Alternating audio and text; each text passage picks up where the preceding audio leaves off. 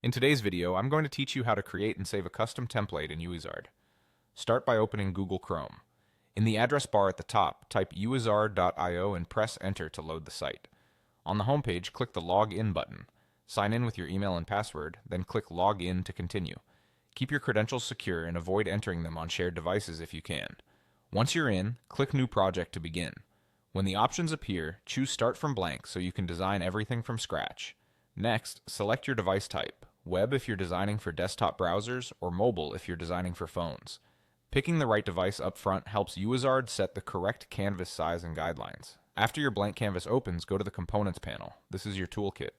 From here, drag and drop buttons, images, text, and forms onto the canvas. Place items roughly where you want them to go. You can always refine as you build. If you're designing a simple landing page, for example, you might start with a header image, a headline, a short paragraph, and a primary call to action button, then add a basic form below. Click each element you've added to customize it. Edit the text to match your content and adjust colors and sizes to fit your brand.